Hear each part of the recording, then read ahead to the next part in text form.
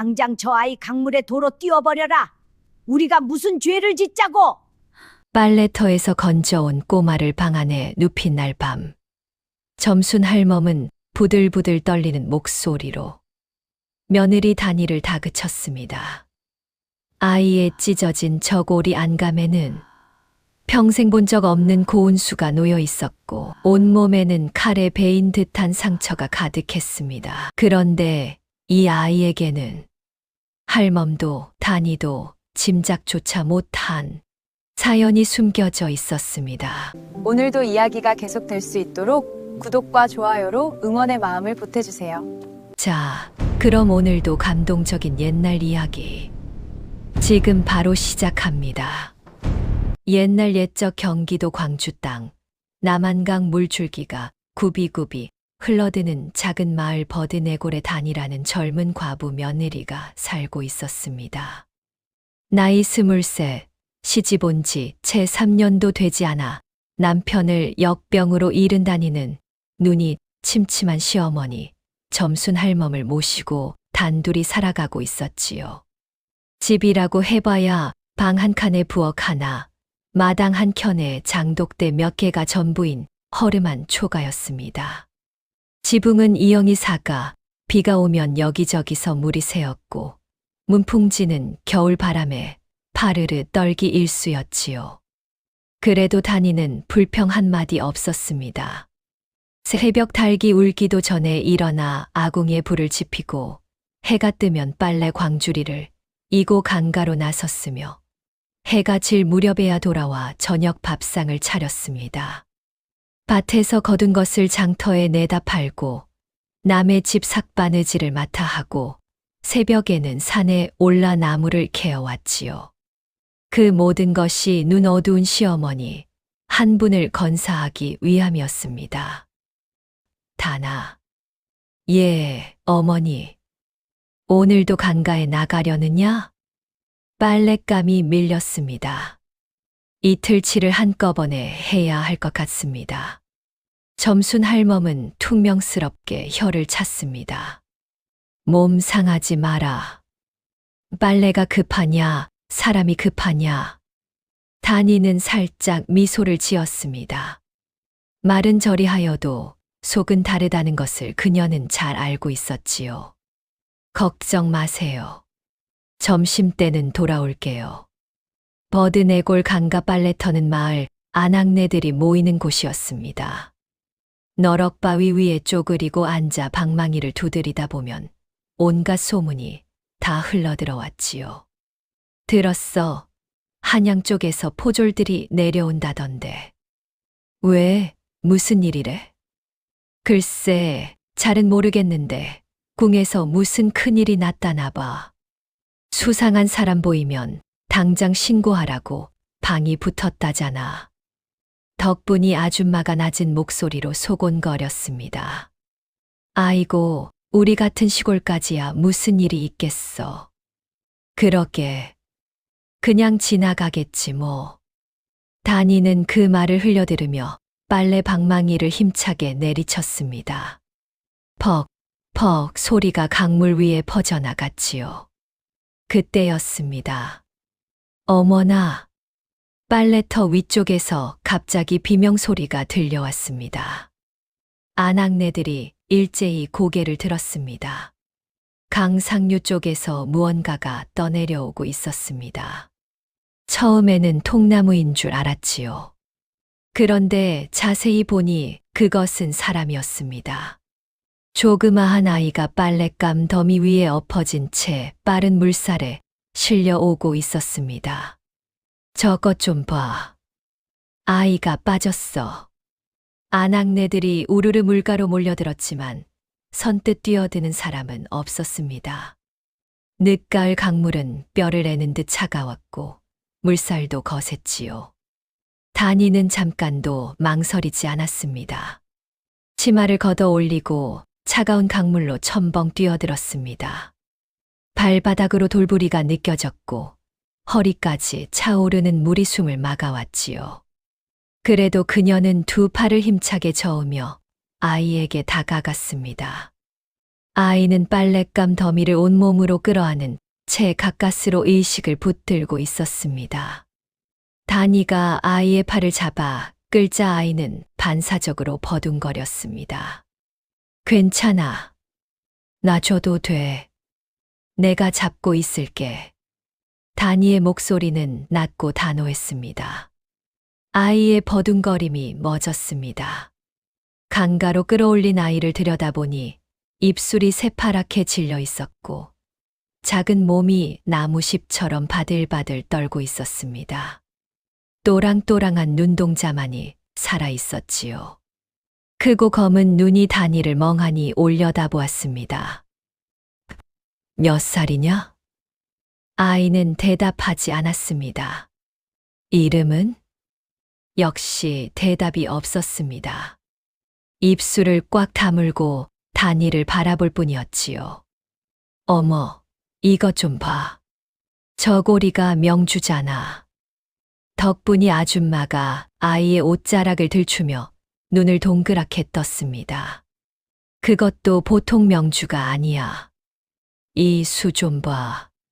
궁중에서나 볼 법한 솜씨인데. 아낙네들이 웅성거렸습니다. 어디서 온 아이일까? 수상하다. 포졸한테 신고해야 하는 거 아냐? 다니는 조용히 아이를 자신의 등에 업었습니다. 제가 데려가겠습니다. 다니 너 괜찮겠어? 아까 포졸 얘기 들었잖아. 아픈 아이를 강가에 내버려둘 수는 없지요. 더 이상 말이 없었습니다. 다니는 젖은 몸으로 아이를 업고 집을 향해 걸었습니다. 집에 돌아오자 점순 할멈이 냄새로 먼저 알아챘습니다. 왜 이리 물냄새가 나느냐? 강에 빠지기라도 했느냐? 어머니, 잠깐 봐주세요. 다니가 아이를 방바닥에 눕히자 할멈이 손을 뻗어 더듬었습니다. 조그마한 얼굴을 만지고 팔다리를 짚어보더니 할멈의 눈썹이 꿈틀했습니다. 이 아이 어디서 났느냐? 강에서 떠내려오고 있었어요. 그냥 둘 수가 없었습니다. 할멈은 한동안 말이 없었습니다. 그러더니 낮고 단단한 목소리로 말했지요. 당장 저 아이 강물에 도로 띄워버려라. 우리가 무슨 죄를 짓자고. 어머니, 이 아이 옷이 예사 옷이 아니다. 손 끝도 봐라. 일 한 번 안 해본 손이야. 이런 아이가 강에 떠내려왔다는 게 예사일 같으냐? 할멈의 말이 틀리지 않았습니다. 다니는 말없이 아이의 손을 들여다 보았습니다. 손가락이 가늘고 길었으며 손바닥에는 굳은 살 하나 없이 희고 보드라웠지요. 찢어진 저고리 안감을 들추자 그 속에는 정교한 금실수가 놓여 있었습니다. 구름 문양이었습니다. 어머니, 지금 이 아이 열이 펄펄 끓어요. 이대로 내보내면 죽습니다. 죽으면 제 팔자지. 어머니, 다니의 목소리가 처음으로 높아졌습니다. 점순 할멈은 입을 다물었습니다. 잠시 침묵이 흘렀습니다. 마음대로 해라. 나중에 무슨 일 나도 나는 모른다. 할멈이 돌아앉으며 중얼거렸습니다. 다니는 조용히 고개를 숙였습니다. 감사합니다, 어머니. 그날 밤 다니는 아궁이에 장작을 넉넉히 밀어넣고 방을 뜨끈하게 달궜습니다. 아이의 젖은 옷을 벗기고 남편이 입던 낡은 무명 적삼을 꺼내 입혔지요. 적삼이 헐렁하게 흘러내렸지만 따뜻하기는 했습니다. 아이의 몸 곳곳에는 상처가 있었습니다. 오른쪽 팔뚝에는 날카로운 것에 베인 자국이 있었고 무릎에는 돌에 긁힌 상처가 여럿이었습니다. 그 중에서 가장 다니의 눈길을 끈 것은 오른쪽 어깨 안쪽이었습니다. 그곳에는 태어날 때부터 있었을 법한 붉은 반점 모양의 점이 선명하게 찍혀 있었지요. 크기는 엄지손톱만 하였고 모양이 마치 연꽃잎처럼 동그스름하였습니다. 다니는 아무 말 없이 상처에 된장을 얇게 발라주었습니다. 새벽 내내 아이는 헛소리를 했습니다. 안 됩니다. 거기 가시면 안 됩니다. 놔줘요. 제발. 다니는 뜬 눈으로 아이 곁을 지켰습니다. 차가운 물수건으로 이마를 닦아주고 식어가는 방을 위해 틈틈이 아궁이를 살폈지요. 동이 틀 무렵 아이의 열이 조금 내렸습니다. 고르지 않던 숨소리가 차츰 안정을 찾아갔지요. 다니는 그제야 부엌으로 나가 솥에 물을 올렸습니다. 찬장을 뒤져 쌀 한 줌을 꺼내 죽을 쑤기 시작했지요. 일어났느냐? 어느새 방문 앞에 할멈이 서 있었습니다. 예, 어머니. 열은 많이 내렸습니다. 할멈은 잠시 서 있다가 말했습니다. 팥죽 끓여라. 예. 팥이 뱃속을 달래준다. 죽보다 낫다. 다니는 잠시 할멈을 바라보았습니다. 그 무뚝뚝한 얼굴 뒤에 숨은 마음이 느껴졌지요. 그녀는 조용히 고개를 끄덕였습니다. 예, 어머니. 찬장 구석에 묵혀두었던 팥 한 봉지를 꺼냈습니다. 넉넉하지 않은 살림에 함부로 꺼내 쓰기 어려운 귀한 것이었지요. 다니는 팥을 물에 불리고 솥에 올려 은근한 불로 달이기 시작했습니다. 팥이 퍼지면서 구수하고 달큰한 냄새가 부엌 가득 퍼져나갔습니다. 해가 중천에 오를 무렵 아이가 눈을 떴습니다. 천장을 멍하니 올려다보다가 낯선 천장임을 깨달았는지 번쩍 몸을 일으켰습니다. 그러다 어지러운 듯 다시 쓰러졌지요. 일어나지 마라. 아직 몸이 안 좋다. 다니가 조용히 말했습니다. 아이는 다니를 바라보았습니다. 경계하는 눈빛이었지요. 여기가 어디냐? 목소리가 가늘고 낮았습니다. 그런데 말투가 묘했습니다. 어딘지 모르게 평범한 아이의 말투가 아니었지요. 버드네골 내 집이다. 걱정 마라. 나쁜 사람 아니다. 강에서 건진 사람이냐? 그래. 아이는 잠시 생각하는 듯 했습니다. 그러더니 살짝 고개를 숙였습니다. 고맙다. 다니는 피식 웃었습니다. 이름이 뭐냐? 준이라고 해라. 준이. 어디서 왔느냐? 준이는 대답하지 않았습니다.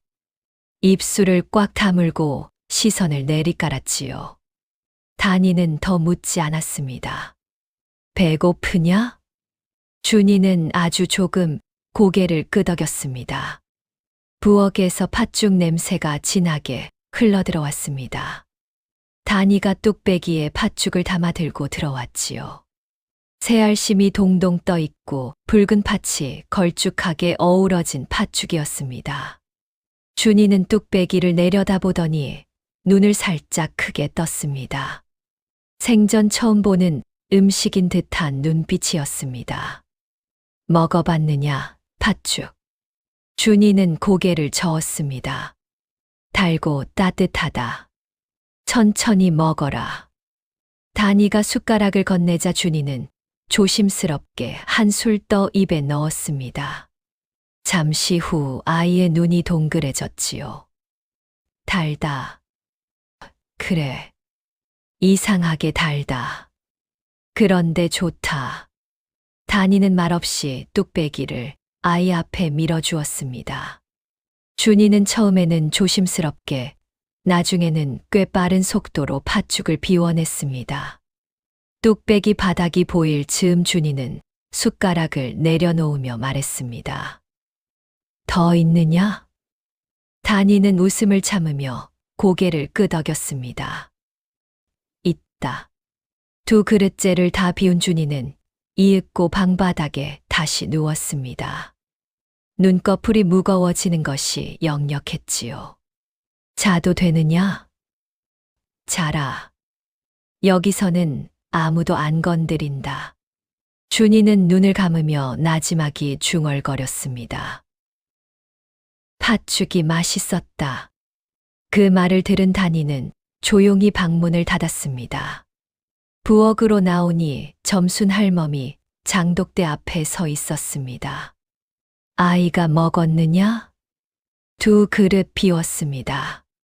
할멈이 짧게 코웃음을 쳤습니다. 잘 먹는 아이구나. 단이는 미소를 지으며 설거지를 시작했습니다. 그런데 그날 오후였습니다. 마을 어귀에서 말발굽 소리가 들려왔습니다. 단이가 마당에서 빨래를 널다 손을 멈추었지요. 덜컹덜컹 무거운 발걸음 소리가 점점 가까워졌습니다. 이윽고 홍색 포졸복을 입은 사내 셋이 골목 어귀의 모습을 드러냈습니다. 앞장선 사내는 턱이 각지고 눈썹이 굵었으며 콧잔등에 칼자국이 있었습니다. 허리에는 육모방망이가 달려 있었지요.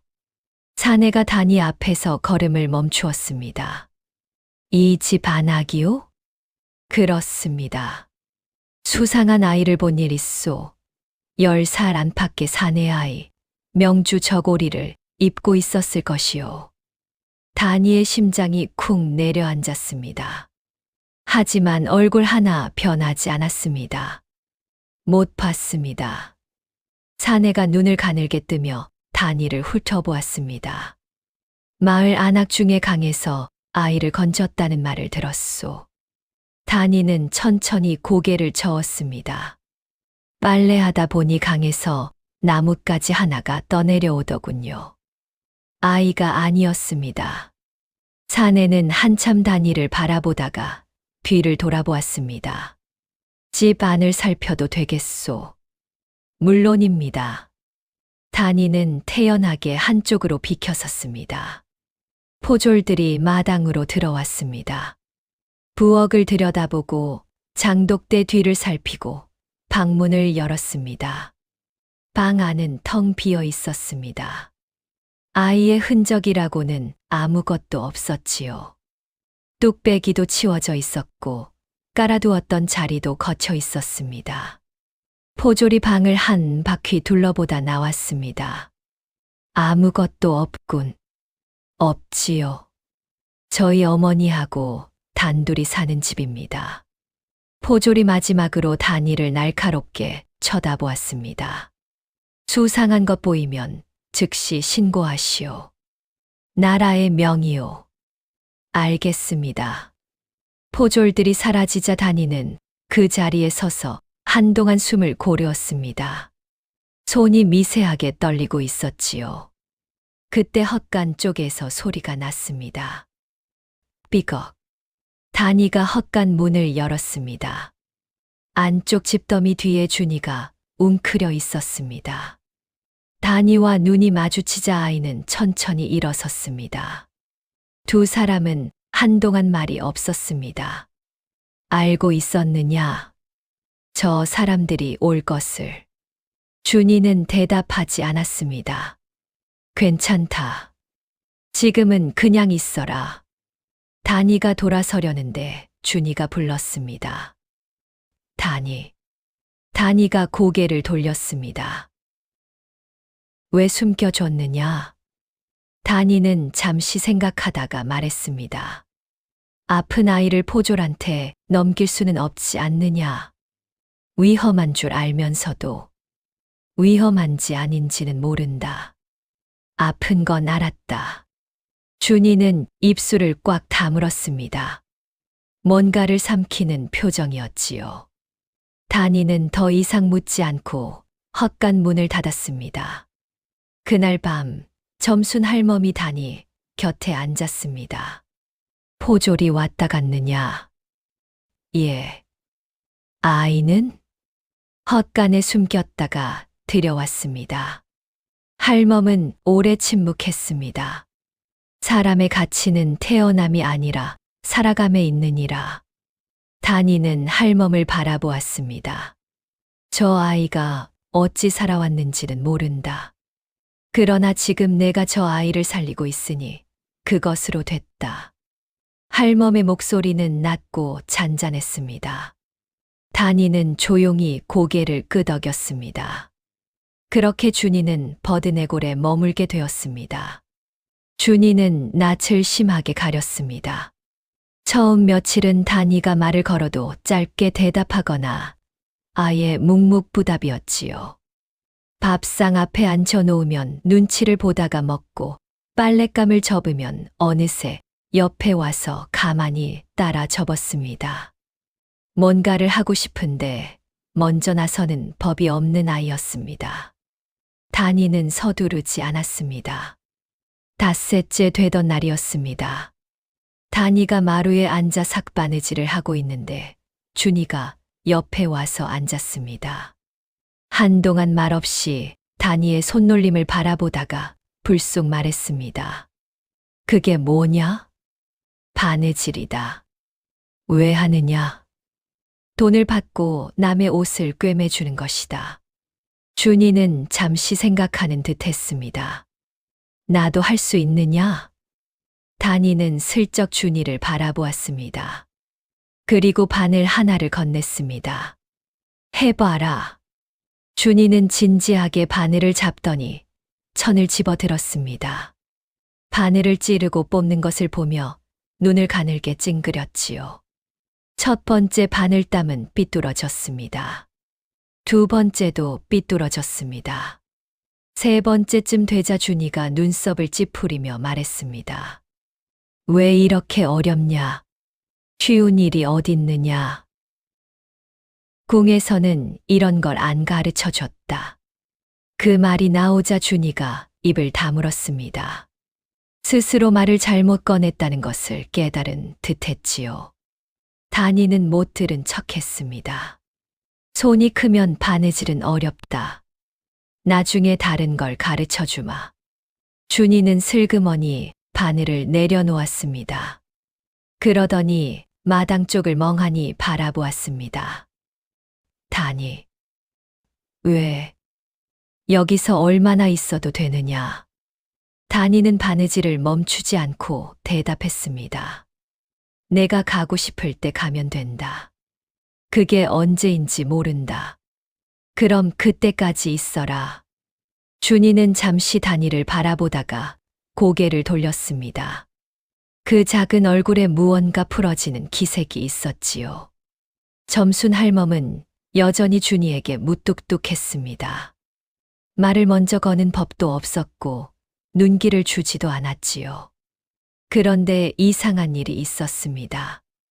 아침마다 할멈의 방 앞에 볶은 콩이 한 줌씩 놓여 있었습니다. 할멈이 치마 주머니에 넣고 다니는 것과 똑같은 콩이었지요. 언제 꺼내두는지 아무도 보지 못했습니다. 그런데 어느 날 단이가 새벽에 우물물을 길러 나가다가 준이가 할멈의 방문 앞에 살그머니 콩 한 줌을 올려두는 것을 목격했습니다. 단이는 아무 말도 하지 않았습니다. 그러던 어느 날 저녁이었습니다. 준이가 단이 곁에 앉아 말했습니다. 할멈은 눈이 안 좋은 것이냐? 그래. 침침하다. 왜 고치지 않느냐? 돈이 없다. 준이는 잠시 입을 다물었습니다. 내가 어떻게 도울 수 있느냐? 단이는 준이를 바라보았습니다. 아이의 눈빛이 진지했습니다. 도우려고 하지 않아도 된다. 그냥 잘 먹고 잘 자면 그걸로 충분하다. 그것만으로는 부족하다. 단이는 잠시 생각했습니다. 그러면 할멈 드릴 약초를 같이 캐러 가자. 산에 잉모초가 많다. 준이의 눈이 반짝였습니다. 내일 가면 되느냐? 그래. 다음 날 이른 아침, 준이는 단이보다 먼저 일어나 마당에서 기다리고 있었습니다.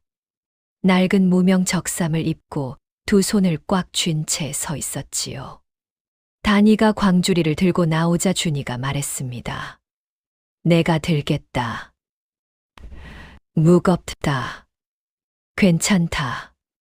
다니는 광주리를 준이에게 건넸습니다. 준이는 흔들리지 않으려 이를 악물며 광주리를 들었지요. 생전 처음 들어보는 무게인 듯 비틀거렸지만 내려놓지 않았습니다. 산길을 오르며 다니는 이것저것 가르쳐 주었습니다. 익모초는 잎이 갈라져 있고 줄기가 네모나다. 도라지는 뿌리가 굵고 향이 강하다. 칡은 덩굴이 왼쪽으로 감긴다. 준이는 한마디도 놓치지 않고 들었습니다. 2번 말할 필요가 없는 아이였습니다.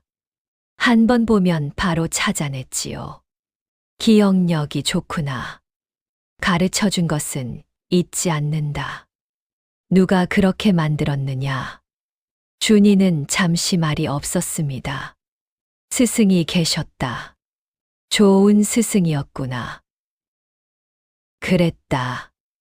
엄하셨지만 다니는 더 이상 묻지 않았습니다.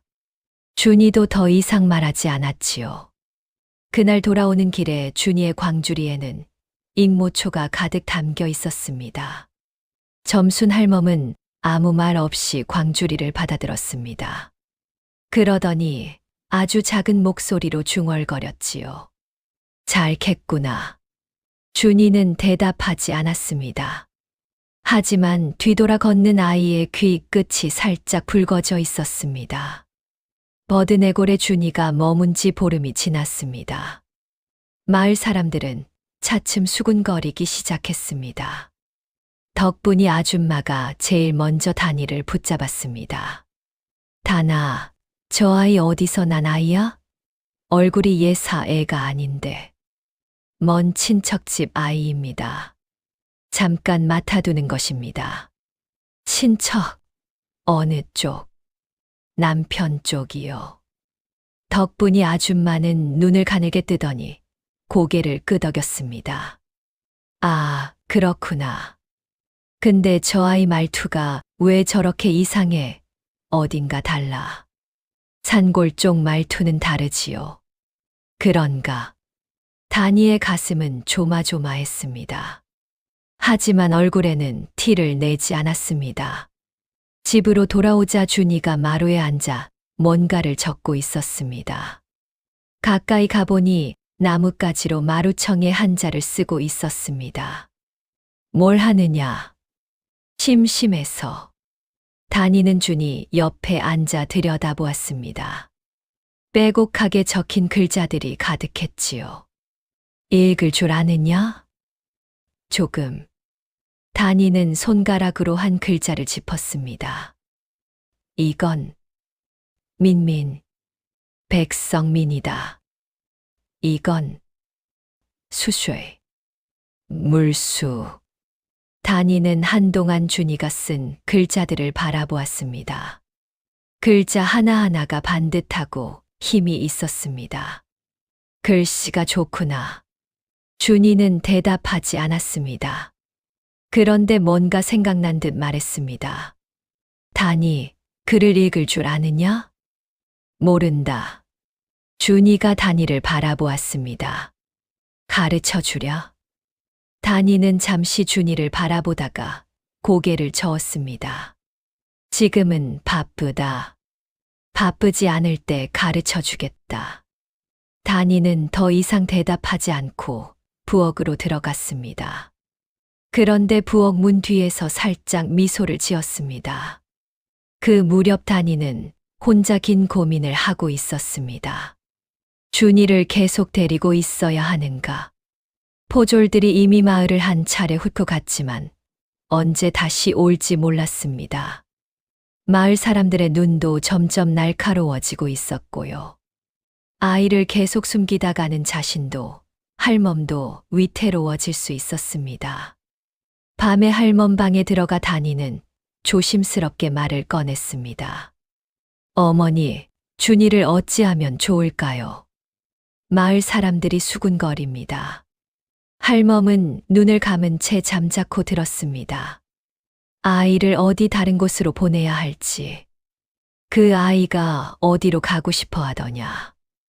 말하지 않습니다. 갈 곳이 없는 것이겠지. 예. 할멈은 한동안 침묵했습니다. 다나. 예. 사람 목숨이 달린 일에는 손해를 따지지 마라. 그게 내 평생의 생각이다. 다니는 고개를 들었습니다. 하지만 어머니, 우리가 위험해질 수도. 위험하면 위험한 것이다. 그 아이가 죽으면 아무 위험도 없느냐? 다니는 입을 다물었습니다. 이튿날 아침 다니는 준이를 불러 앉혔습니다. 준이야. 왜? 솔직하게 말해다오. 어디로 가야 하느냐? 기다리는 사람이 있느냐? 준이는 잠시 다니를 바라보다가 고개를 떨궜습니다. 있다. 누구냐? 말할 수 없다. 왜 말할 수 없느냐? 말하면 위험해진다. 다니는 잠시 생각했습니다. 그 사람이 너를 찾을 수 있느냐? 모르겠다. 내가 강에 빠졌으니. 다니는 고개를 끄덕였습니다. 그러면 일단 여기 있어라. 찾으러 오면 그때 가라. 준이가 다니를 바라보았습니다. 왜 이렇게 해주느냐? 아까도 말했다. 아픈 아이를 그냥 둘 수가 없다. 그게 전부냐? 다니는 잠시 생각하다가 말했습니다. 어머니가 가르쳐 주셨다. 살아감이 태어남보다 중요하다고. 지금 내가 어떻게 살아가는지가 중요한 거다. 준이는 그 말을 되새기는 듯 잠시 눈을 내리깔았습니다. 그날부터 준이는 달라졌습니다. 아침에 다니보다 먼저 일어나 마당을 쓸었습니다. 다니가 말리면 이미 다 쓴 다음이었지요. 장작이 떨어지면 도끼를 들고 패려 했다가 도끼가 너무 무거워 제대로 못 들기도 했습니다. 그래도 포기하지 않고 조각조각 잘라두었지요. 하루는 다니가 장터에 나갔다 돌아오니 준이가 부엌에서 팥을 삶고 있었습니다. 뭐 하느냐? 팥죽 만들려 했다. 그런데 어떻게 하는지 모르겠다. 솥안을 들여다보니 팥이 반쯤 다 있었습니다. 다니는 웃음을 참으며 솥을 드러냈습니다. 불을 너무 세게 했구나. 불 조절이 어렵다. 어떻게 하면 되느냐? 다니는 준이 옆에 앉아 가르쳐 주었습니다. 불을 줄이는 법, 저어주는 법, 새알심 빚는 법. 준이는 눈을 빛내며 따라했습니다. 손이 서툴러 새알심 모양이 우툴두툴했지만 성심껏 빚었지요. 이게 맞느냐? 다니는 준이가 빚은 새알심을 보며 고개를 끄덕였습니다. 맞다. 못생겼지만 못생기면 안 되느냐? 먹는 데는 상관없다. 준이는 자기가 만든 새알심을 솥에 넣으며 말했습니다. 내가 만든 것을 먹어보면 되겠다. 그날 저녁 식탁에 준이가 만든 팥죽이 올라왔습니다. 색깔은 제법 붉었고 새알심도 동동 떠 있었지요. 점순 할멈이 한술 떠서 입에 넣었습니다. 잠시 씹다가 말했습니다. 좀 싱겁구나. 소금을 조금 넣었는데 좀 더 넣었어야 했다. 준이는 입술을 꽉 다물었습니다. 할멈이 다시 한술 떴습니다. 그래도 먹을 만하다. 다니는 준이를 슬쩍 보았습니다. 아이의 귀끝이 또 살짝 붉어져 있었지요. 그렇게 열흘이 더 흘렀습니다. 어느 날 오후 장터에서 이상한 소문이 들려왔습니다. 다니가 나무를 팔다가 옆자리 아줌마에게서 들은 말이었습니다. 왕궁에서 무슨 큰일이 났다더라. 세자빈 마마가 돌아가셨다나. 어머나. 왜? 글쎄, 갑작스러운 병환이라는데 사람들 말은 달라. 독이라고도 하고. 세자 저하는요? 그게 이상한 거야. 사흘째 왕 앞에 나오질 않고 있다는 거야. 어디 편찮으신 건지. 단이는 손에 들고 있던 나물 다발을 쥔 채 멈추었습니다. 세자 저하가 사라졌다. 그리고 준이는 강에서 떠내려왔다. 명주 저고리를 입고 궁중수가 놓인 옷을 입고 단이는 천천히 자리를 정리했습니다. 나무를 서둘러 팔고 집으로 돌아갔지요. 그런데 마을 어귀에서 발걸음이 멈추었습니다. 집 앞에 낯선 가마 하나가 서 있었습니다. 단이의 심장이 쿵 내려앉았습니다. 천천히 다가가니 마당 안에 여인 하나가 서 있었습니다. 나이는 40 중반쯤 되어 보였고 옥색 저고리에 자주색 치마를 입고 있었습니다. 머리에 떡우지를 얹고 옥비녀를 꽂은 단정한 차림이었지요. 눈빛이 날카로웠지만 당황한 기색이 역력했습니다. 여인이 단이를 보자마자 가슴께 손을 모으며 말했습니다. 혹시 이 집의 어린 사내 아이가? 그때 방에서 준이가 나왔습니다. 여인의 눈이 크게 떠졌습니다. 저하. 준이의 얼굴이 굳었습니다. 상궁 아니냐? 어찌 이런 곳에, 어찌 일이 되셨습니까? 온 내금이가 뒤지고 있습니다. 조용히 해. 준이가 낮고 단호하게 말했습니다. 여인이 눈물을 글썽이며 무릎을 꿇었습니다. 단이는 그 자리에 서서 두 사람을 바라보았습니다. 저하. 그 한마디가 귓속에서 울렸습니다. 마당에는 한동안 침묵이 흘렀습니다. 단이는 숨을 고르고 천천히 입을 열었습니다. 안으로 들어오세요. 마당에서 이러시면 안 됩니다. 방 안으로 들어온 여인, 김상궁은 단이를 보며 깊이 고개를 숙였습니다. 이분이 저하를 구하셨습니까?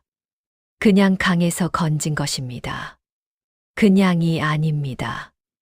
포졸들이 2차례 다녀간 것을 알고 있습니다. 그 와중에도 저하를 숨겨주셨으니 조용히 말씀하세요. 단이가 목소리를 낮추었습니다. 김상궁이 준이를 바라보았습니다. 저하, 이제 돌아가셔야 합니다. 대전께서 염려하십니다. 준이는 말이 없었습니다. 저하, 알고 있다. 준이가 천천히 말했습니다. 하지만 지금 궁으로 돌아가면 나를 보낸 자들이 다시 움직인다. 아직 때가 아니다. 하지만 저하, 조금 더 있겠다. 김상궁이 입술을 떨었습니다. 단이는 두 사람을 번갈아 바라보았습니다. 그때 점순 할멈이 방문을 열고 나왔습니다. 누가 왔느냐? 어머니, 잠깐 계세요. 이 집에 온 손님이면 내가 봐야지. 할멈은 방 안으로 들어서더니 코를 킁킁거렸습니다. 향이 귀하구나. 궁중향이다. 잠시 침묵이 흘렀습니다. 할멈이 낮은 목소리로 말했습니다. 다나, 저 아이 보통 아이가 아니지. 어머니, 나는 눈이 어두워도 귀는 밝다. 저 아이 말투며 걸음거리며 오래전에 안 것이다. 할멈이 김상궁 쪽을 향해 말했습니다. 당신 저 아이 데리러 왔소. 그렇습니다. 아직 아프오. 보름이 됐어도 상처가 다 낫지 않았소. 김상궁이 다시 고개를 숙였습니다. 그렇다면 며칠 더 신세를 지겠습니다. 준이가 할멈을 바라보았습니다. 할멈은 준이 쪽은 보지도 않고 방에서 나갔습니다. 그러더니 부엌에서 달그락거리는 소리가 났습니다. 잠시 후 팥죽 냄새가 솔솔 퍼져나왔지요. 다니와 준이는 마루에 나란히 앉았습니다. 저녁 해가 마당을 붉게 물들이고 있었지요. 말했어야 했다. 다니가 먼저 말했습니다. 알고 싶지 않았다. 위험한 일인 줄 알면서도 내가 숨겨줬으니까. 그게 아니다. 준이는 잠시 말을 멈추었습니다. 여기서는 그냥 준이었다. 처음으로 그냥 아이였다. 팥죽도 먹고 나물도 캐고 마루도 쓸고 그것이 좋았다. 다니는 아무 말도 하지 않았습니다. 다니는 내가 누구든 똑같이 대했다. 당연한 거다. 당연하지 않다. 준이의 목소리가 낮고 단단했습니다. 내가 살아오면서 그런 사람은 없었다. 부엌에서 할멈이 팥죽을 들고 나왔습니다. 뚝배기 3개를 마루에 올려놓으며 말했습니다. 먹어라. 준이는 뚝배기를 2 손으로 감싸 쥐었습니다. 잠시 눈을 내리깔더니 숟가락을 들었습니다. 첫 번째 한 술. 맛있다. 점순 할멈이 퉁명스럽게 대답했습니다. 당연하지. 내가 끓인 거다. 그날 밤 다니는 혼자 마당에 서서 하늘을 올려다보았습니다. 별이 가득했지요. 준이는 왕세자였습니다. 그 아이가 여기 있다는 것을 알면 마을 사람들이, 포졸들이, 그리고 준이를 해치려 했던 자들이 가만히 있지 않을 것입니다. 이제 어떻게 해야 하는가? 다니는 이를 꽉 물었습니다. 모른 척했던 것처럼 앞으로도 모른 척할 것입니다. 아이가 스스로 떠날 때까지. 그런데 그 다짐이 채 굳기도 전에 일이 터졌습니다. 다음 날 새벽이었습니다. 마을 어귀에서 말발굽 소리가 들려왔습니다. 이번에는 서너 명이 아니었습니다. 수십 명의 발소리가 땅을 울리며 다가오고 있었지요. 다니가 방문을 열고 나오자 김상궁이 이미 서 있었습니다. 얼굴이 창백했습니다. 추적자들입니다. 저하를 찾아낸 것입니다. 어떻게 알았지? 제가 여기 오는 것을 누군가 보았을 겁니다. 최포교입니다. 그자는 배후 세력의 사람입니다. 다니는 잠시 생각했습니다. 준이는 방에 계십니다. 깨우지 마세요. 다니가 말했습니다. 제가 나가겠습니다. 다니는 마당 한가운데 서서 대문을 열었습니다. 횃불을 든 포졸들이 우르르 쏟아져 들어왔습니다. 앞장선 사람은 역시 최포교였습니다. 콧잔등의 칼자국이 횃불빛에 번들거렸지요. 이 집의 수배 중인 자가 숨어 있다. 집 안을 수색한다. 무슨 근거로요? 다니는 침착하게 물었습니다. 포도청의 명이요. 포도청 명이라면 문서가 있어야 하지 않습니까? 보여주시지요. 최포교의 눈이 가늘어졌습니다. 이 여자가 감히. 저는 과부로 시어머니를 모시고 사는 평민입니다. 죄 지은 일이 없으니 함부로 집을 수색하시면 안 됩니다. 최포교가 다니에게 바짝 다가섰습니다. 아이를 숨겼지? 무슨 아이 말씀입니까? 강에서 건진 아이. 빨래터 안악들이 다 봤어. 보름 전 일입니다. 열이 났던 친척 아이를 잠깐 봐준 것이고 낳은 뒤에 돌려보냈습니다. 최포교는 다니를 뚫어지게 바라보았습니다. 집 안을 보여줘. 보여드리지요. 다니는 스스로 방문을 활짝 열었습니다. 포졸들이 안으로 들어갔습니다. 방을 뒤지고 부엌을 살피고 헛간을 들쑤셨습니다. 방 안은 비어 있었습니다. 준이도 김상궁도 없었습니다. 최포교는 눈살을 찌푸리며 방 안을 직접 둘러보았습니다. 이불을 걷고 장 안을 열어보고 마루 밑까지 살폈습니다. 아무것도 없었습니다. 어디로 간 거야? 포졸 하나가 귓속말로 물었습니다. 최포교는 이를 갈았습니다. 뒤편 장독대 쪽을 손가락으로 가리키며 말했습니다. 저쪽도 봐. 포졸들이 장독대 뒤로 몰려갔습니다. 장독들을 하나하나 들춰보고 뒷담 너머까지 살펴보았지요. 그때였습니다. 점순 할머니 방에서 나왔습니다. 이 난리가 뭐냐? 쪼그라든 허리에 손을 짚고 퉁명스럽게 말하는 할멈 앞에 최포교가 섰습니다. 노인장, 이 집에 아이가 있소? 아이? 없소. 우리 며느리랑 나 둘뿐이오. 확실하오? 내 집에 누가 있는지 내가 모르겠소. 눈이 나쁘면 귀라도 밝은 법이오. 아이 발소리가 났으면 내가 몰랐겠소. 최포교는 할멈을 잠시 바라보다가 돌아섰습니다. 포졸들이 하나둘 마당을 빠져나갔습니다. 최포교가 마지막으로 단이 앞에 서서 말했습니다. 이 집 두고 보겠소. 그러세요. 단이는 눈 하나 깜빡이지 않았습니다. 포졸들이 완전히 사라지자 단이는 그 자리에서 힘이 빠지는 것을 느꼈습니다. 다리가 후들거렸지요. 그런데 그때 뒷담 너머에서 소리가 났습니다. 삐걱. 단이가 뒷문을 열었습니다. 준이와 김상공이 옆집 헛간에 숨어 있었습니다. 준이는 집더미 위에 쪼그려 앉아 단이를 바라보았습니다. 다 갔느냐? 갔다. 준이가 천천히 일어서며 말했습니다. 단이.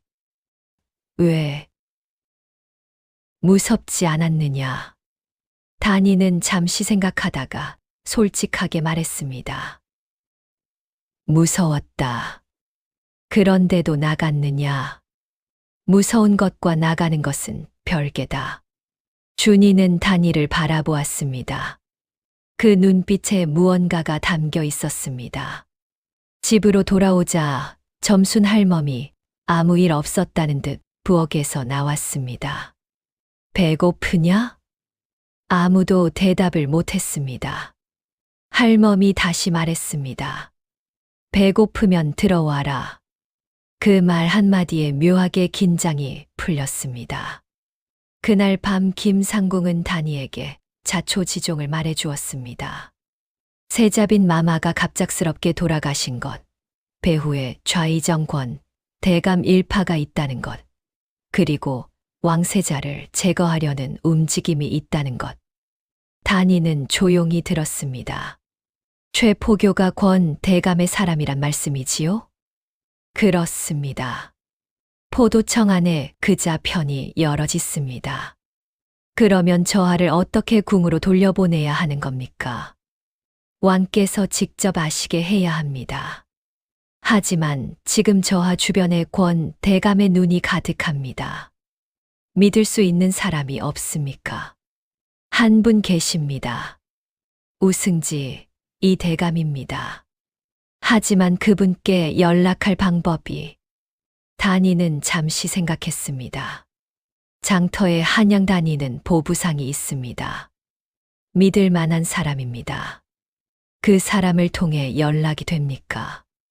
될 수 있습니다. 제가 아는 분입니다. 준이가 두 사람의 대화를 듣고 있다가 말했습니다.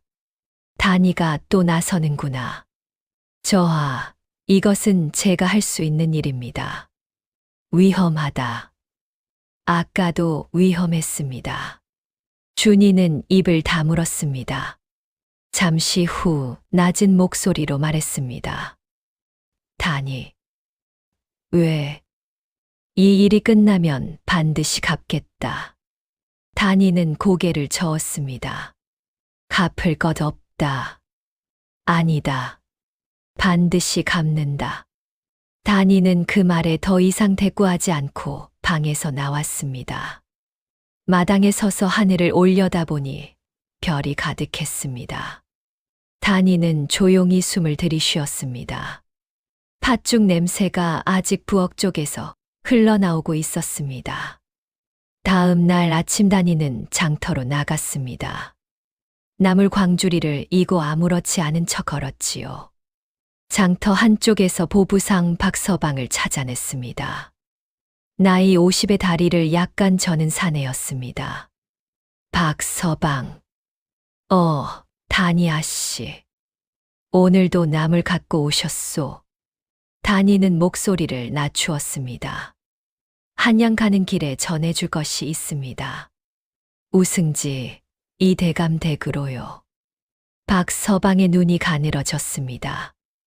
이 대감 댁이요? 예. 단이 이름으로 드리는 서찰이라고 하면 됩니다. 절대 다른 사람 손에 가면 안 됩니다. 박서방은 잠시 단이를 바라보다가 고개를 끄덕였습니다. 알겠소. 이틀 뒤 한양길이니 그때 전하리다. 감사합니다. 서찰은 김상궁이 써주었습니다. 단이는 그것을 품에 넣고 장터로 나갔다가 박서방에게 건넸습니다. 아무것도 모르는 척 나무를 팔다가 자연스럽게 넘겨주었지요. 그런데 단이가 집으로 돌아오는 길이었습니다. 골목 모퉁이에서 최포교가 나타났습니다. 어디 다녀오? 장터 갔다 옵니다. 혼자입니다. 최포교가 단이의 광주리를 눈으로 훑었습니다. 박서방이라는 보부상 알지요? 단이의 심장이 쿵 내려앉았습니다. 하지만 얼굴에는 아무것도 드러내지 않았습니다. 장터에서 가끔 봅니다. 왜요? 그자가 오늘 뭔가를 받았소. 당신한테서. 나물 외상값입니다. 지난번에 못 받은 것이 있어서요. 나물 외상값. 예. 보여드릴까요? 나물이 아직 반 광줄이 남았습니다만. 최포교는 잠시 단이를 바라보다가 비켜섰습니다. 두고 봅시다. 그 말을 남기고 골목 뒤로 사라졌습니다. 단이는 집에 도착해서야 광주리를 내려놓고 두 손을 꽉 쥐었습니다. 손이 차갑게 식어 있었지요. 방 안에서 준이가 기다리고 있었습니다. 최포교를 만났느냐? 어떻게 알았느냐? 얼굴이 그렇게 말하고 있다. 단이는 웃음을 참으며 말했습니다. 서찰은 전했다. 이틀 뒤 박서방이 한양으로 가신다. 잘 됐다. 하지만 최포교가 박서방을 봤다. 막을 수 있을까 걱정이다. 준이는 잠시 생각했습니다. 그러더니 말했습니다. 단이 장기 둘 줄 아느냐? 모른다. 왜? 두수 앞을 생각해야 한다. 무슨 말이냐? 준이가 처음으로 또렷하게 웃었습니다. 최포교가 박서방을 의심하면 박서방이 아닌 다른 길로 보내면 된다. 다른 길이 어디냐? 그걸 같이 생각해 보자는 것이다. 단이는 잠시 준이를 바라보았습니다. 강에서 건진 지 한 달이 채 안 된 아이였습니다. 그런데 그 눈빛은 어느새 당당하고 맑았지요. 그날 밤 단이와 준이는 마루에 마주 앉았습니다. 점순 할멈은 방에서 주무시고 김상궁은 부엌 한켠에서 쉬고 있었지요. 최포교가 박서방을 의심하고 있다면 박서방은 쓸 수 없다. 준이가 먼저 말했습니다. 그러면 한양 가는 사람이 박서방만은 아니지 않느냐. 장터에 포목 장수 정서방이 있다. 닷새에 한 번씩 한양을 왕래한다. 그런데 그자는 최포교와 얼굴을 아는 사이다. 얼굴을 알아도 서찰을 품에 넣으면 모른다. 하지만 정서방이 선뜻 위험한 일을 맡겠냐? 준이가 잠시 생각했습니다. 위험한 일로 보이지 않으면 된다. 어떻게? 서찰처럼 보이지 않게 전하면 된다. 단이는 눈썹을 올렸습니다. 무슨 뜻이냐? 준이는 마루에 손가락으로 무언가를 적었습니다. 가느다란 글자들이 늘어섰지요. 옷감 속에 글을 넣는다. 천 조각 사이에 얇게 접어서. 단이는 잠시 생각했습니다. 삭바느질 맡긴다는 핑계로 옷감을 건네면 된다는 말이냐? 그렇다. 그게 되겠다. 단이는 고개를 끄덕였습니다. 내가 어디서 이런 생각을 배웠느냐? 준이가 살짝 입꼬리를 올렸습니다. 스승이 가르쳐 줬다. 위기에서 살아남는 법을 배워두라고 하셨다. 좋은 스승이구나. 그렇다. 준이의 얼굴에 잠깐 먹먹한 기색이 지나갔습니다. 다음 날 단이는 낡은 옷감 한 조각을 가져와 김상궁과 함께 얇은 종이에 글을 적었습니다. 글을 옷감 솔기 사이에 접어넣고 실로 촘촘히 꿰맸지요. 겉에서 보면 그냥 낡은 천 조각이었습니다. 장터에서 정서방을 찾아갔습니다. 정서방, 이 옷감 한양 삭바느질 집에 갖다 주실 수 있겠어요? 마침 한양 가시는 길이면요. 어디요? 단이는 수소문에 두었던 주소를 말했습니다. 우승지 이 대감댁 뒷골목 빨래집이었지요. 멀지 않아요. 삭슨 드릴게요. 뭐 어렵지 않지요. 정서방이 옷감을 품에 넣고 한양길을 떠난 그날 오후 최포교가 또다시 마을에 나타났습니다. 이번에는 혼자가 아니었습니다. 포졸 10명과 함께였지요. 단이는 장독대 앞에서 장을 담그는 척하며 최포교가 어디로 향하는지 눈으로 쫓았습니다. 최포교가 먼저 간 곳은 박서방의 집이었습니다. 한참 후 나온 최포교의 얼굴이 굳어 있었지요. 아무것도 나오지 않은 것이었습니다. 그러더니 최포교가 천천히 단이 쪽으로 걸어왔습니다. 오늘도 장독대요? 장을 담가야 하니까요. 정서방은 한양 갔소. 단이는 손을 멈추지 않고 말했습니다. 글쎄요. 저는 모릅니다. 옷감 한 조각을 건넸다지요. 삭바느질을 맡긴 겁니다. 어디 맡겼소? 한양 큰길가 빨래집이요. 혼수 준비가 있는 집에서 부탁받은 것입니다. 최포교는 대답 없이 단이를 한동안 내려다보았습니다. 그러더니 낮은 목소리로 말했습니다. 당신 보통 여자가 아니오. 별 말씀을요. 그냥 가난한 과부입니다. 최포교가 돌아가고 나서 단이는 그제야 손을 씻으며 긴 숨을 내쉬었습니다. 그날 저녁 준이가 단이 옆에 앉았습니다. 최포교가 왔다 갔느냐? 또 왔다. 어찌 됐느냐? 넘겼다. 준이는 잠시 단이를 바라보다가 말했습니다. 단이 글 가르쳐줘도 되겠느냐? 이제. 단이는 피식 웃었습니다. 이제야 묻는 거냐? 그래. 그래라. 그날부터 저녁마다 마루에서 글 공부가 시작되었습니다. 준이가 나뭇가지로 마루에 글자를 적으면 단이가 따라 썼지요. 처음에는 천자문부터였습니다. 하늘천. 따지. 이건 기억해야 한다. 하늘천, 따지. 맞다. 다음은 거물현, 누를황.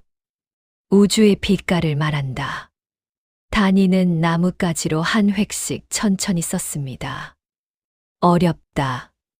어렵지 않다. 한 번 보면 안 잊는다고 했지 않느냐. 그건 내 이야기지. 준이가 피식 웃었습니다. 한 번 더 써봐라. 점순 할멈이 방문을 열고 내다보았습니다. 뭘 하느냐? 다니에게 글 가르치고 있습니다. 글을. 예. 할멈은 잠시 입을 다물었다가 방으로 들어가며 중얼거렸습니다. 좋은 일이구나. 그렇게 닷새가 지났습니다. 사흘째 되던 날 저녁 마을 어귀에서 낯선 사람이 나타났습니다. 갓을 쓴 중년 사내가 마을을 두리번거리다가 단이네 집으로 들어왔습니다. 이 집이 다니 씨 댁이요? 그렇습니다. 사내가 품에서 무언가를 꺼냈습니다. 작은 천 조각이었습니다. 다니가 정서방편에 보낸 것과 똑같이 접혀 있었지요. 이걸 아시오? 예. 사내가 낮은 목소리로 말했습니다. 이 대감께서 보내셨소. 나흘 후 동트기 전에 남한강, 상류, 여울목으로 오시라고. 다니와 김상궁은 서로 눈을 마주쳤습니다. 그날 밤 준이에게 이 사실을 알렸습니다. 나흘 후라. 예. 여울목으로 오라고 했습니다. 준이는 잠시 눈을 감았습니다. 그곳이면 궁에서 배를 보낼 수 있다. 이 대감이 움직인 것이다. 가실 수 있겠습니까? 가야지. 준이가 눈을 떴습니다. 다니. 왜? 나흘이 남았다. 그래. 마지막으로 팥죽 한 번 더 끓여줄 수 있느냐? 다니는 잠시 준이를 바라보다가 고개를 끄덕였습니다. 그럼. 다음 날 아침 다니는 남은 팥을 모두 꺼냈습니다. 솥 가득 팥을 다리고 새알심을 빚었지요. 준이가 옆에 와서 같이 빚었습니다. 여전히 손이 서툴러 모양이 삐뚤어졌지만 열심이었습니다. 잘 되는 것 같냐? 모양만 그렇지 맛은 상관없다. 저번보다 나은 것 같다. 그렇긴 하다. 팥죽이 다 되자 넷이 함께 마루에 앉았습니다. 다니, 준이, 점순 할멈, 김상궁. 뚝배기 4개를 나란히 놓고 먹었지요. 김상궁은 자신이 이런 자리에 앉아도 되는지 몰라 어색해했습니다. 준이가 말했습니다. 여기서는 다 같이 먹는다. 김상궁이 조용히 숟가락을 들었습니다. 할멈이 팥죽을 한 술 먹다가 말했습니다. 오늘은 간이 맞다. 준이가 빠르게 할멈을 쳐다보았습니다. 제가 끓인 것이 아닙니다. 알고 있다. 다니가 끓였지. 다니한테 말씀하세요. 할멈이 퉁명스럽게 말했습니다. 다나, 간이 맞다.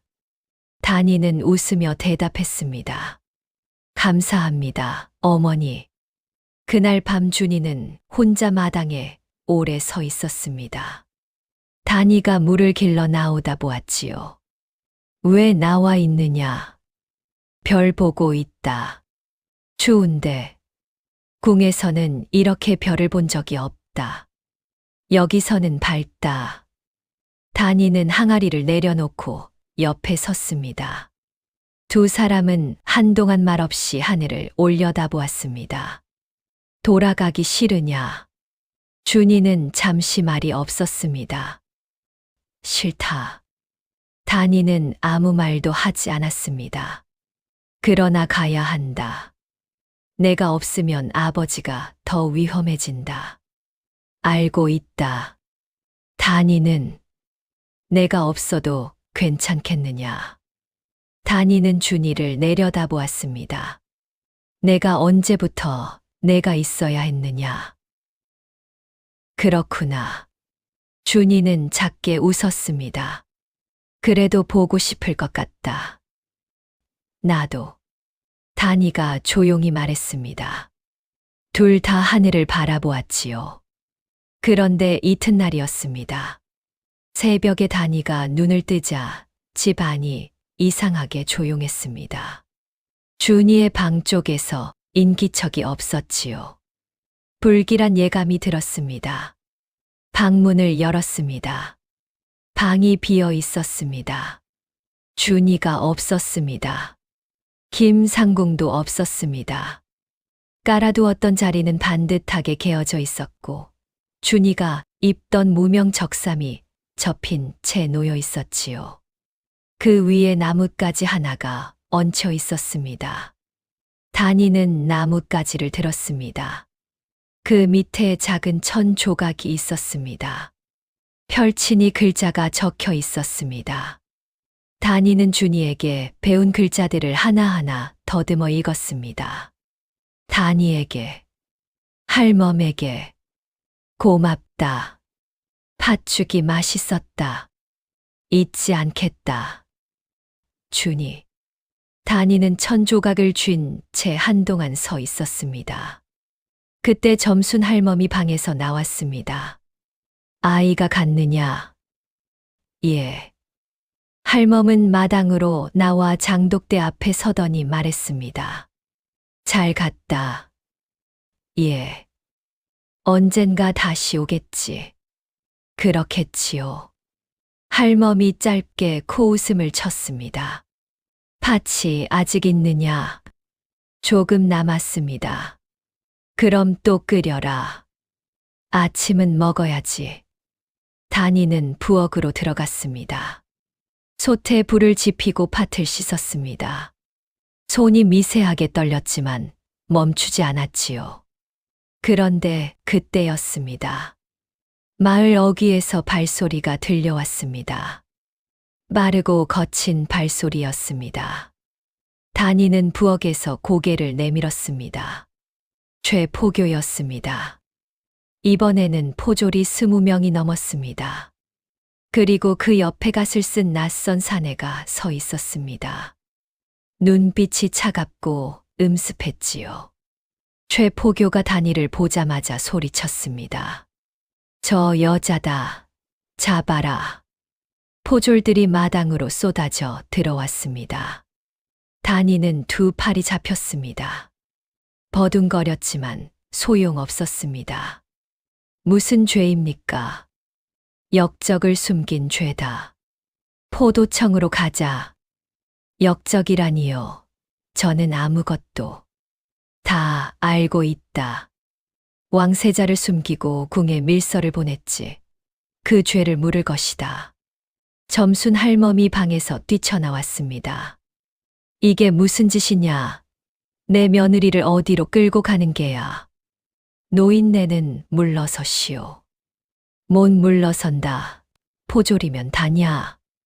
할멈이 단이 앞을 막아섰습니다. 포졸 하나가 할멈을 거칠게 밀쳤습니다. 할멈이 마당에 쓰러졌습니다. 어머니! 단이가 소리쳤습니다. 그러나 두 팔이 붙잡힌 채 끌려갔지요. 뒤를 돌아보니 할멈이 마당에서 홀로 일어나고 있었습니다. 무릎에 흙이 묻은 채로 허리를 고추 세우고 단이를 향해 손을 뻗었습니다. 단아. 단이는 입술을 꽉 다물었습니다. 눈물이 흘러내렸지만 소리를 내지 않았습니다. 단이는 포졸들에게 끌려 마을을 빠져나갔습니다. 버드네골 흙길 위로 차가운 바람이 불었습니다. 등 뒤에서 할멈의 목소리가 점점 멀어졌습니다. 포도청 옥에 갇힌 단이는 차가운 흙바닥에 앉아 눈을 감았습니다. 손발이 묶인 채였지요. 준이는 이미 떠났습니다. 아마 지금쯤 여울목을 향해 가고 있겠지요. 그 아이는 모를 것입니다. 자신이 잡혔다는 것을. 그게 다행이라고 단이는 생각했습니다. 차가운 밤이 내려앉았습니다. 단이는 무릎을 끌어안고 앉아서 준이가 남긴 천 조각을 떠올렸습니다. 품에 간직하고 있었던 것을 잡혀올 때 빼앗기고 말았지요. 팥죽이 맛있었다. 그 짧은 글자들이 눈앞에 어른거렸습니다. 옆 칸에서 누군가 기침 소리를 냈습니다. 다니는 눈을 뜨고 어두운 천장을 바라보았습니다. 할멈이 혼자 집에 있을 것이었습니다. 눈 어두운 할멈이 아무것도 모르는 채로 다니는 이를 꽉 물었습니다. 포기할 수 없었습니다. 아직 끝나지 않았습니다. 이튿날 아침 최포교가 옥문을 열고 들어왔습니다. 잘 생각해 봤소. 다니는 고개를 들었습니다. 무엇을요? 왕세자가 어디로 갔는지 말하면 살려주겠소. 모릅니다. 모른다고? 처음부터 몰랐습니다. 그 아이가 왕세자인지도 어디로 갔는지도. 최포교가 다니 앞에 쪼그려 앉았습니다. 당신 머리가 좋은 건 알아. 그런데 지금 상황이 어떤지 알아. 이 옥에서 나가려면 나한테 협조해야 해. 협조할 것이 없습니다. 당신 시어머니가 혼자 있던데. 눈도 어두운 노인네가. 다니의 눈빛이 굳었습니다. 그분은 아무것도 모르십니다. 그건 내가 판단하지. 최포교가 일어서며 말했습니다. 하루 더 생각해봐. 내일까지 안 말하면 노인네도 여기 들어오게 돼요. 최포교가 나가고 옥문이 닫혔습니다. 다니는 눈을 감았습니다. 할멈을 잡아오겠다는 말이었습니다. 그 눈 어두운 분을. 다니는 주먹을 꽉 쥐었습니다. 무언가를 해야 했습니다. 이대로 있을 수는 없었지요. 옥 안을 천천히 둘러보았습니다. 흙벽, 나무, 창살, 흙바닥. 창살은 굵어서 부술 수 없었습니다. 바닥은 단단했지요. 그런데 창살 끝 부분이 눈에 들어왔습니다. 오래된 목재여서 밑동이 조금 썩어 있었습니다. 다니는 조심스럽게 손으로 창살 밑동을 눌러보았습니다. 약간 흔들렸습니다. 다니는 천천히 미소를 지었습니다. 밤이 되자 다니는 옥 안에서 조용히 움직이기 시작했습니다. 치마끈을 풀어 창살에 묶고 조금씩 당겼습니다. 삐걱 소리가 날 때마다 멈추고 기다렸습니다. 포졸이 순찰을 도는 시간을 헤아리며 그 사이사이에만 움직였지요. 3시간쯤 지났을까요? 창살 하나가 흙에서 빠져나왔습니다. 다니는 몸을 옆으로 눕혀 틈새로 빠져나왔습니다. 좁은 틈이었지만 몸이 가늘어서 겨우 통과했지요. 포도청 마당에 납작 엎드린 채 숨을 죽였습니다. 순찰 포졸이 지나갔습니다. 다니는 담장 쪽으로 기었습니다. 담장 아래 장작 더미가 쌓여 있었지요. 장작을 밟고 올라가 담장을 넘었습니다. 차가운 밤길을 달렸습니다. 맨발이었지만 멈출 수 없었습니다. 버드네골까지는 오리 길이었습니다. 다니는 쉬지 않고 달렸습니다. 발에서 피가 났지만 느끼지 못했지요. 집에 도착했을 때는 새벽 달기, 울기 직전이었습니다. 다니는 마당으로 들어서며 낮은 목소리로 불렀습니다. 어머니. 방문이 열렸습니다. 점순 할멈이 나왔습니다. 눈을 가늘게 뜨며 다니를 더듬었습니다. 다나? 예, 저입니다. 살아있구나. 할멈의 손이 다니의 얼굴을 만졌습니다. 주름진 손이 떨리고 있었지요. 발에서 피가 나는구나. 괜찮습니다. 어머니. 들어와라. 방에 들어가자 할멈이 다니의 발을 물로 씻겨 주었습니다. 투덜거리면서도 손길은 부드러웠습니다. 이 바보 같은 것. 맨발로 달려왔냐? 급했습니다. 할멈 보러 왔느냐? 예. 할멈은 잠시 말이 없었습니다. 그러더니 낮게 말했습니다. 나는 괜찮다. 알고 있습니다. 그런데도 왔느냐? 예. 할멈이 붕대를 감아주며 말했습니다. 다나, 그 아이 무사히 간 것이냐? 아마도요. 그러면 됐다.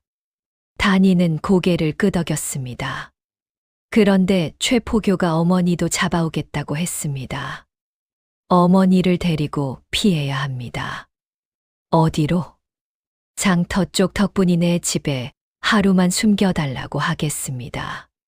할멈은 잠시 생각하다가 고개를 끄덕였습니다. 알겠다. 그때였습니다. 마을 어귀에서 또다시 발소리가 들려왔습니다. 이번에는 그 어떤 때보다 많고 빠른 발소리였습니다. 단이는 굳었습니다. 탈옥이 들킨 것이었습니다. 최포교의 목소리가 들려왔습니다. 단이를 찾아라. 도망쳤다. 단이는 할멈의 손을 잡았습니다. 어머니, 일어나세요. 지금 당장 나가야 합니다. 어디로? 모르겠습니다. 일단 뒷문으로요. 뒷문을 열고 나서려는 순간이었습니다. 뒷담 너머에도 횃불이 보였습니다. 앞도 뒤도 막혀 있었지요. 단이는 할멈의 손을 꽉 쥔 채 마당 한가운데 서 있었습니다. 횃불들이 점점 가까워졌습니다. 그때였습니다. 멀리서 다른 발소리가 들려왔습니다. 말발굽 소리였습니다. 그것도 한두 마리가 아니었지요. 수십 마리의 말발굽 소리가 땅을 울리며 마을 쪽으로 달려오고 있었습니다. 최포교의 목소리가 뚝 멎었습니다. 그리고 낯선 목소리가 울려 퍼졌습니다. 내금이다. 모두 멈춰라. 말발굽 소리가 마을을 뒤흔들었습니다.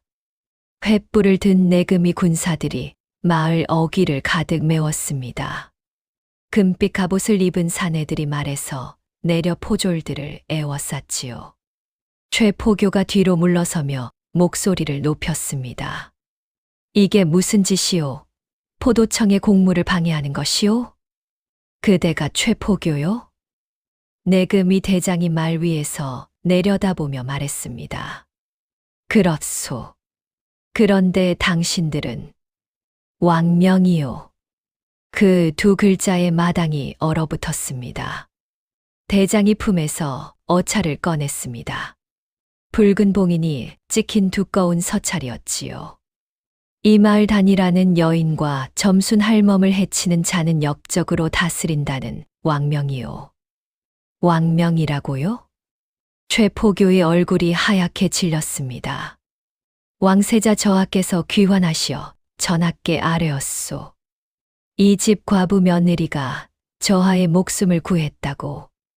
마당이 조용해졌습니다. 최포교는 입술을 달싹이다가 결국 무릎을 꿇었습니다. 그 뒤를 따라 포졸들도 하나둘 무릎을 꿇었지요. 단이는 할멈의 손을 잡은 채 그 자리에 서 있었습니다. 다리에 힘이 빠지는 것을 느꼈지요.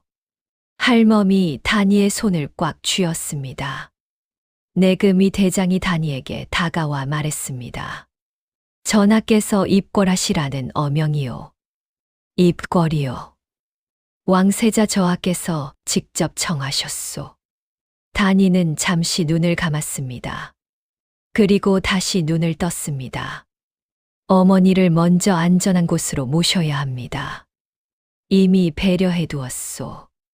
가마도 준비되어 있소. 단이는 할멈을 돌아보았습니다. 할멈은 단이의 얼굴을 손으로 더듬었습니다. 가거라. 어머니. 잘 다녀와라. 팥이 다 떨어지면 더 사와야 하니. 단이는 울음이 나오려는 것을 참았습니다. 고개를 끄덕이며 말했습니다. 예, 어머니. 가마에 오르기 전에 단이는 마당을 한번 돌아보았습니다. 허름한 초가, 작은 이영, 장독대, 그리고 준이가 마루에 적어두었던 글자들의 흔적. 차가운 새벽바람이 불었습니다. 다니는 가마에 올랐습니다. 한양까지는 반나절 길이었습니다. 가마 안에서 다니는 눈을 감고 있었습니다. 이 모든 것이 꿈 같았습니다. 한 달 전 강가에서 빨래를 하다 떠내려오는 꼬마를 건졌습니다.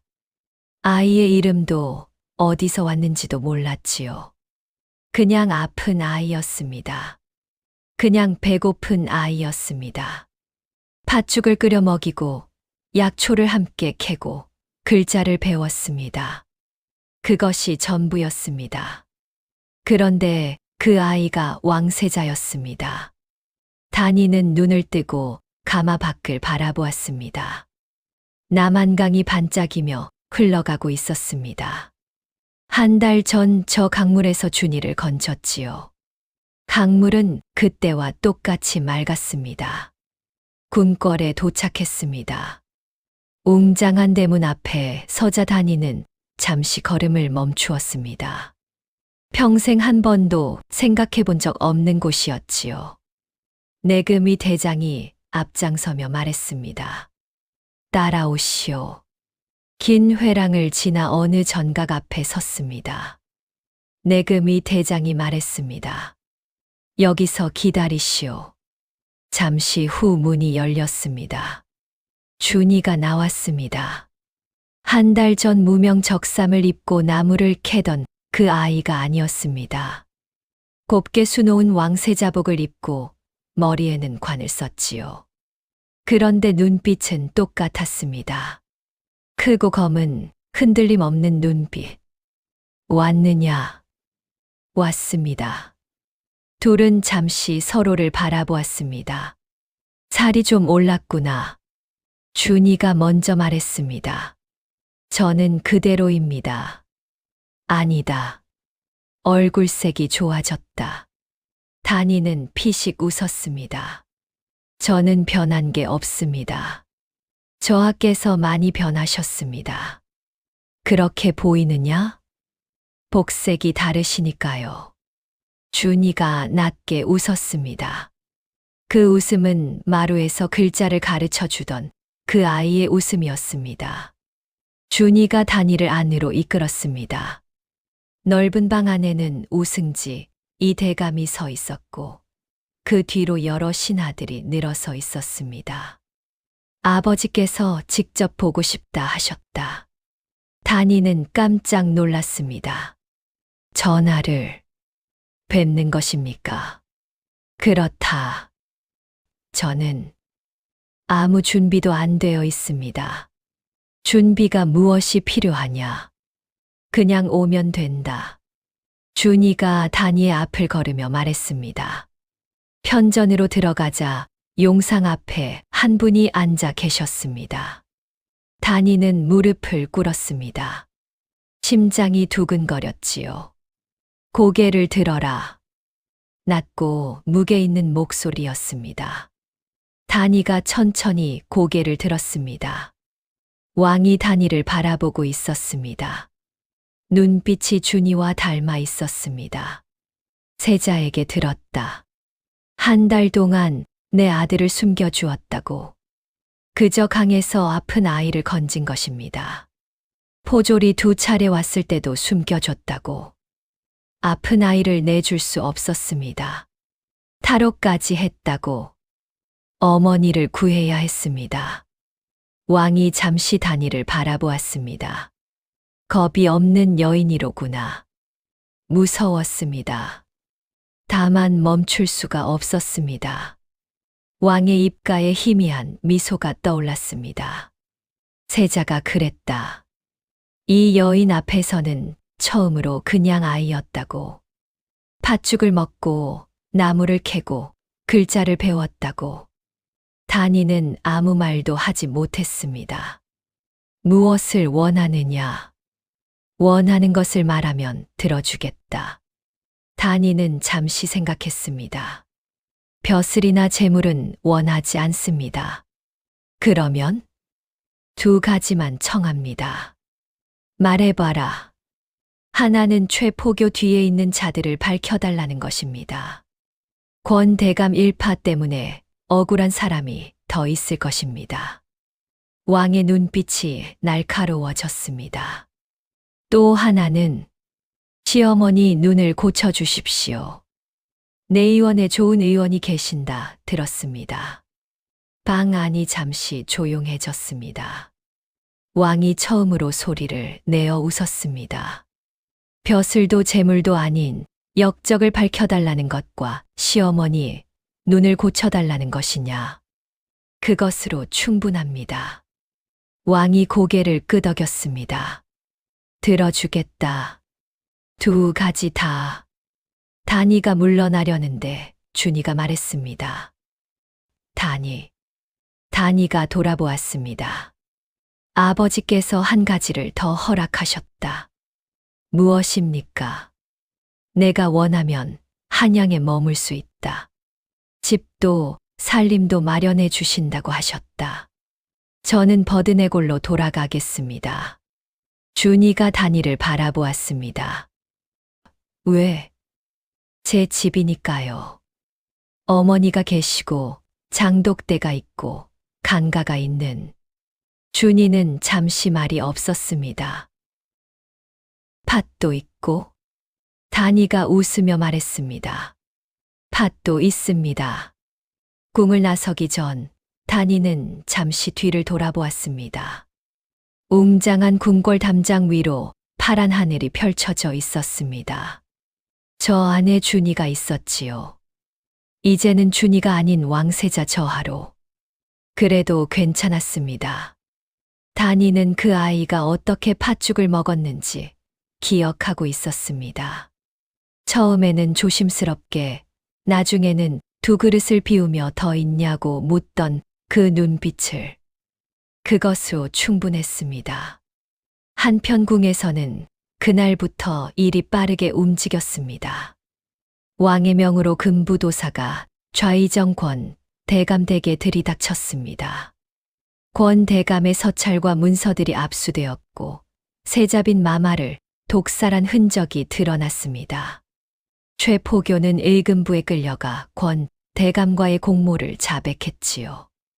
권 대감은 세자를 제거하고 자신의 외손자를 왕위에 앉히려 했습니다. 오랜 세월 준비한 음모였지만 강물에 떠내려간 꼬마 하나 때문에 모든 것이 어긋나고 말았지요. 권 대감은 왕 앞에 끌려 나왔습니다. 어찌 이런 짓을 했느냐? 전하, 소신은 나라를 위해 세자를 죽이려 했단 말이냐? 권 대감의 변명은 이어졌지만 이미 모든 증거가 드러난 뒤였습니다. 측근들도 하나둘 등을 돌렸지요. 그토록 두려워하던 권 대감이 무릎을 꿇고 눈물을 흘렸지만 누구도 거들어주지 않았습니다. 권 대감은 전 재산을 몰수당하고 먼 섬으로 귀양을 갔습니다. 최포교는 곤장 100개를 맞고 관직을 박탈당했지요. 권 대감 일파에 의해 억울한 누명을 쓰고 쫓겨난 신하들이 복직되었고 죄 없이 옥에 갇혀있던 사람들이 풀려났습니다. 버드네골에는 내의원 최고의 의원이 파견되었습니다. 점순 할멈의 눈을 살핀 의원이 말했습니다. 오래된 눈병이로군요. 다다리침을 놓고 약을 드시면 많이 나아지실 것입니다. 점순 할멈은 무뚝뚝하게 말했습니다. 그러면 많이 보이겠구나. 그렇습니다.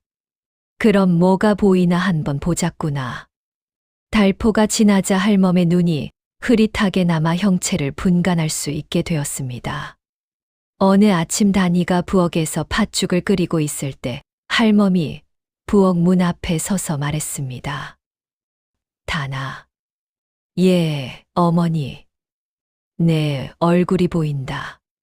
단이는 손을 멈추고 할멈을 바라보았습니다. 할멈의 눈이 가늘게 뜬 채로 단이를 바라보고 있었지요. 어떠십니까? 생각보다 예쁘지 않구나. 단이는 웃음을 터뜨렸습니다. 그게 무슨 말씀이세요? 농담이다. 할멈이 짧게 웃었습니다. 다니가 시집 온 일에 처음 보는 할멈의 웃음이었습니다. 그로부터 계절이 한 번 바뀌었습니다.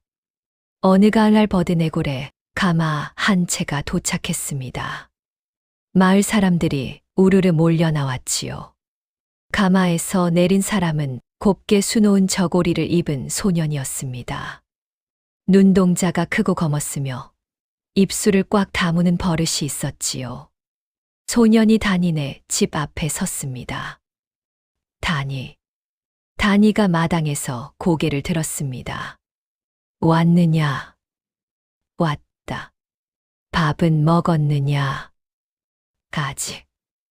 다니는 부엌 쪽으로 고개를 돌렸습니다. 어머니, 팥 좀 더 있습니까? 할멈의 목소리가 부엌에서 흘러나왔습니다.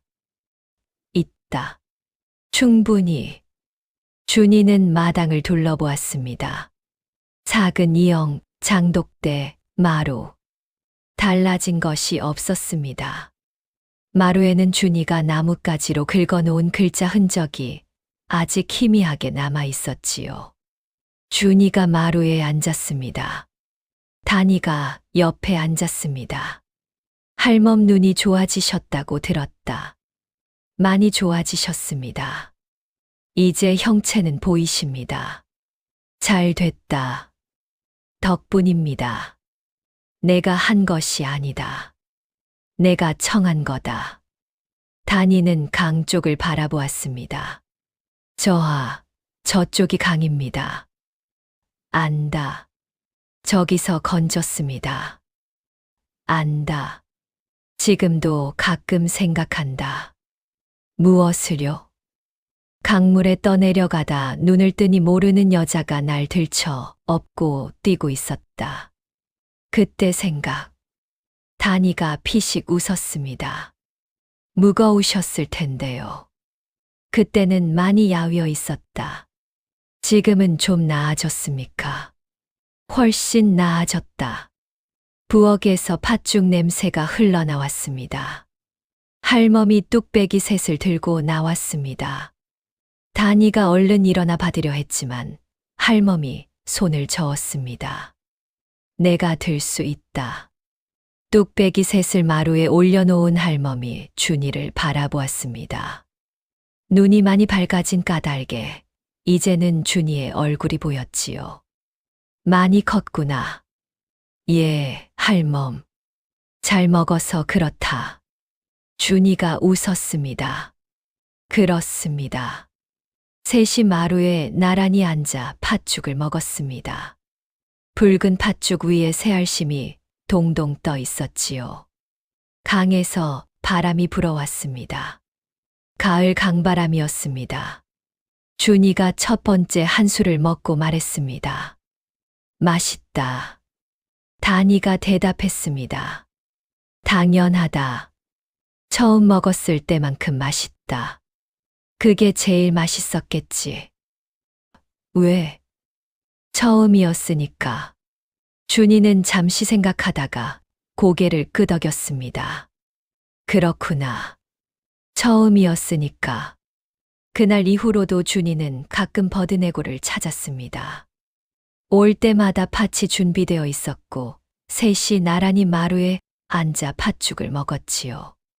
다니는 매번 똑같은 뚝배기에 담아 주었고 준이는 매번 두 그릇을 비웠습니다.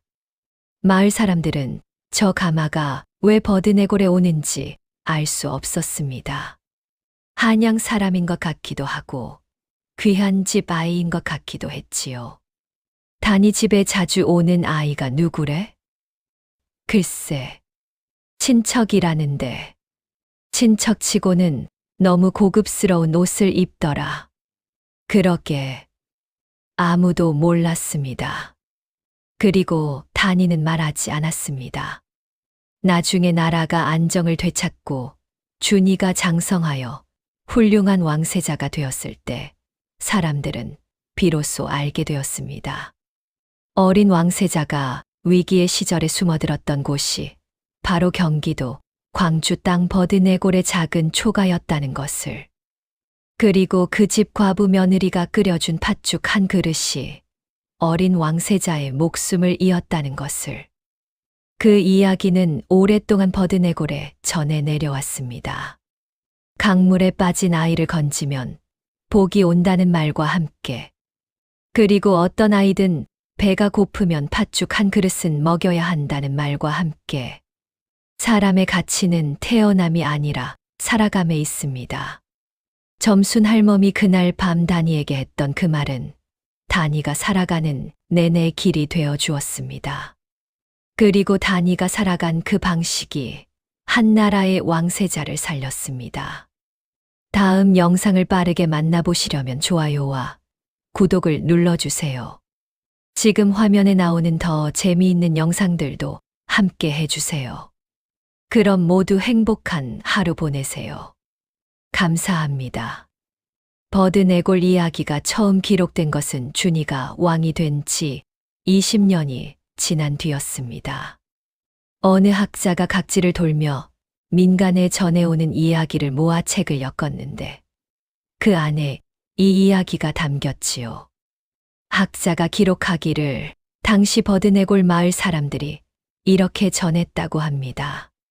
다니는 아무것도 달라지지 않았소.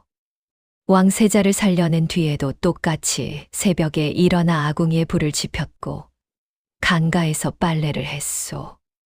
한 가지 달라진 것이 있다면 장독대 옆에 팥나무를 심었다는 것이요. 가을마다 팥이 실하게 여물었지요. 다니는 팥나무를 심으며 생각했습니다. 준이가 처음 팥죽을 먹던 날을 떠올렸지요. 달고 이상하게 달다는 말을 하던 그 눈빛을.